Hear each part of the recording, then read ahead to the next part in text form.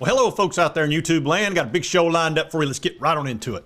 Yeah, this streak's got to stop with the Florida Gators. 22 years is way too long.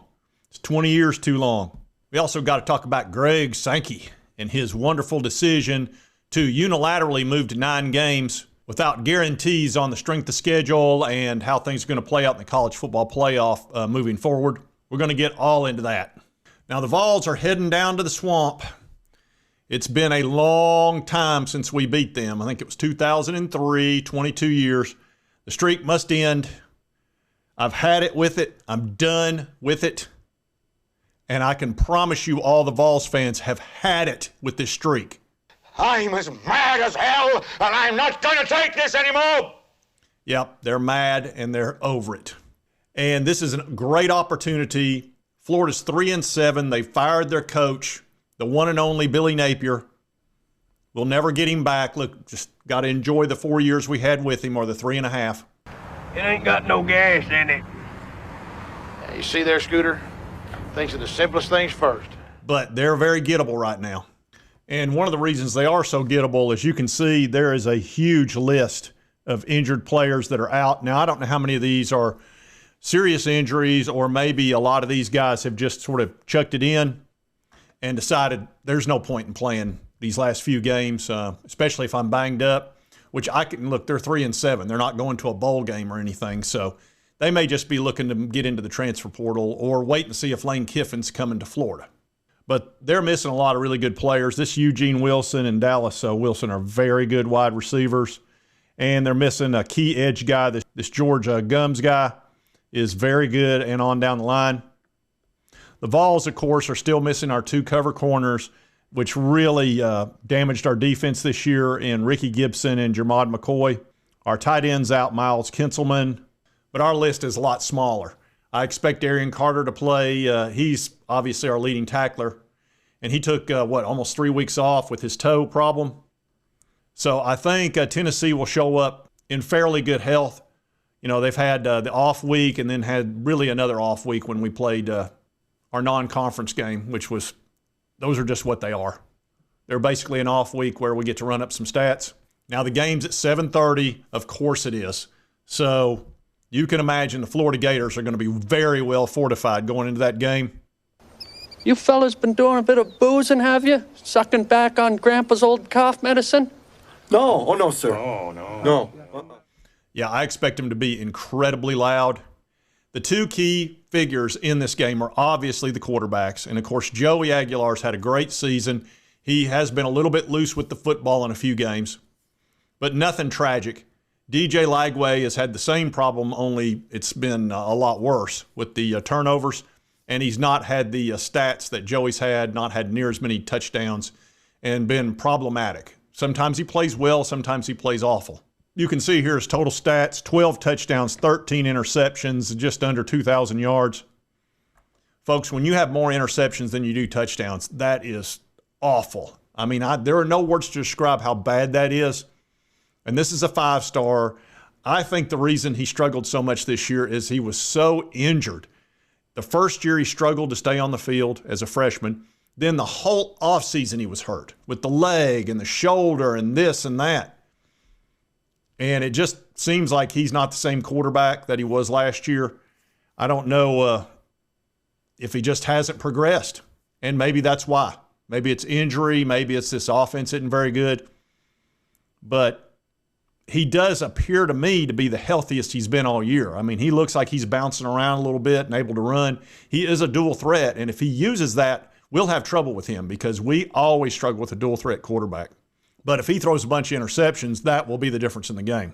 Joey's had fantastic numbers, almost 3,000 yards in 10 games, averaging about 300 yards every time he suits it up. 22 touchdowns, 10 interceptions. The interceptions is too high.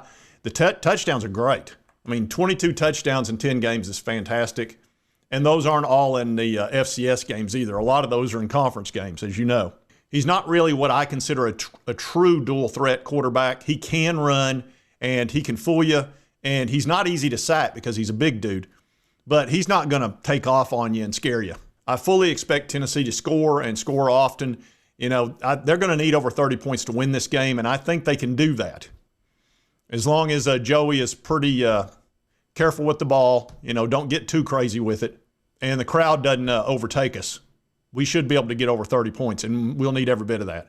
I think Florida will score in the 20s, probably 24, 27, something like that, maybe 30. I expect them to be able to run the ball with they got a terrific running back in that Jaden Ball dude. And I think DJ will have some success against us. Certainly Cutter Boley did from Kentucky. It seems like we sort of set him free. So I expect DJ to have some decent numbers. Florida's defense has been really tough, but they've had so many injuries in the last few games, they haven't been as good. So that's another reason why I feel like we'll be able to score some. It's important that we get off to a good start, though, because if that crowd gets rolling and they get off to a big lead in that first quarter or two, it'll be tough because they usually don't score much in the second half. They have a history of that all year.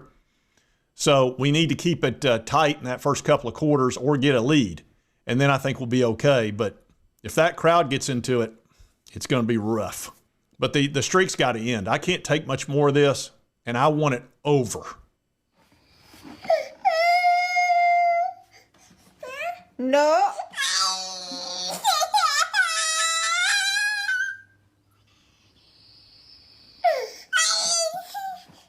No. Now, I do want to talk about Greg Sankey and his tremendous decision to unilaterally lay down his arms and say, yeah, we'll just go ahead and move to 9 games in the SEC, because that would be fair to the Big Ten and the other conferences, because, our strength of schedule is not very good. As you know, I ran the strength of schedule last year. The SEC's average was 10th in the country on average across the board in the SEC. And the Big Ten, which was the second best conference as far as strength of schedule, was 37th across the board. So 10th versus 37th. So Sankey decided it was a good idea to strengthen our schedule and make it even tougher by going to 9 games. You're a big dummy there. I'm not kidding you. You're a big dummy. Because he's a genius, I guess.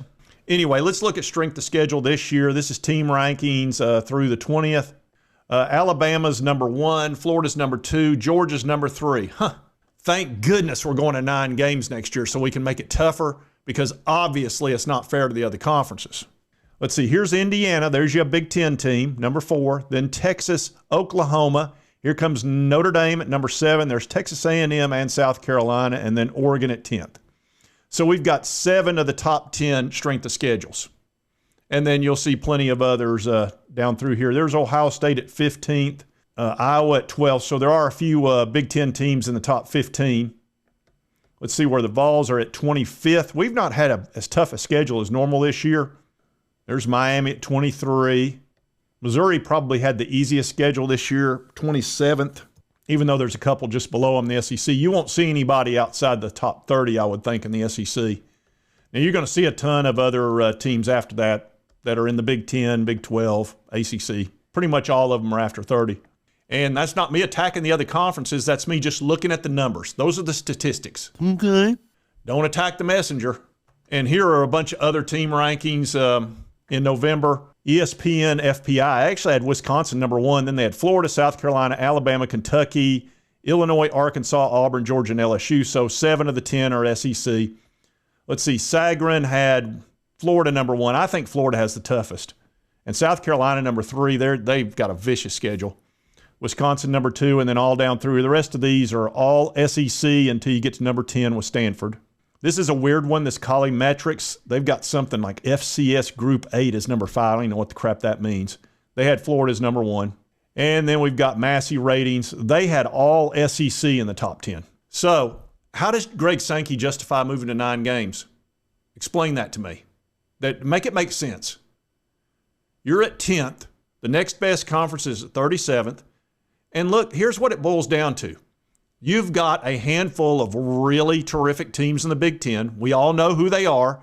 It's Ohio State, Oregon, Indiana's popped up the last 2 years, and then typically Penn State. And then USC tries to do something. And then after that, it just falls off something awful. And the bottom half of the Big Ten is just tragic. I mean, you look at every time you see any of those teams playing another team in the Big Ten, the point spread's absurd. It's ridiculous. And I'll give you a prime example. This one coming up this Saturday. Ohio State playing Rutgers. Well, you know, that's in-conference game, right? So what's the point spread going to be? 7, 10 points, something like that? No, 32.5. That's normal for Ohio State. That's normal for Oregon or Indiana. Whenever they play the bottom half of the Big Ten, it's 25, 30, 32 points. You never see that in the SEC, ever. So when those teams that are in the top of the Big Ten play in a conference game, a lot of times it's the equivalent of playing an FCS team when it comes to point spread and any risk of losing. Like Ohio State plays in conference games where they have zero chance of losing. They can rest their starters in the second half. That helps them with injuries, and it rests them and gets them ready for the playoff. That's why they're hard to deal with. Ohio State, Oregon, Penn State typically, and Indiana, you know, they're going to be able to rest a lot of guys, and they're going to be ready. The SEC, it's dog eat dog. You're doing this every week. You're knocking each other's teeth out. And next year it's going to be even worse. And it's going to lead to a lot of firings. Of course, we've already fired 25% of our coaches in the SEC. Next year, whoever's left will get fired when we move to the 9. And there's no justification for Sankey doing this without an absolute guarantee and watching it happen that strength of schedule would be heavily taken into consideration in the college football playoff. Well, he just went ahead and said, well, we'll just assume it will, which is stupid.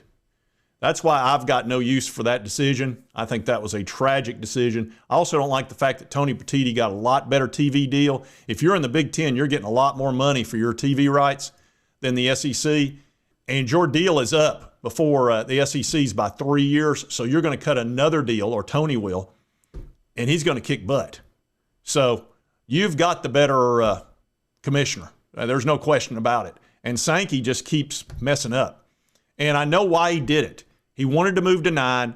Nick Saban stepped in and said, no, we're not doing that. It makes no sense because of strength of schedule. And he got all butthurt about it. So then he punished the SEC by giving us identical schedules for 2 years in a row, and you know he did. Identical.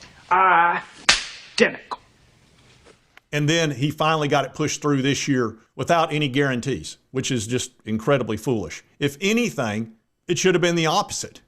If we're at 10th and the next best conference is 37th, why aren't they strengthening their schedule to get down to 10th?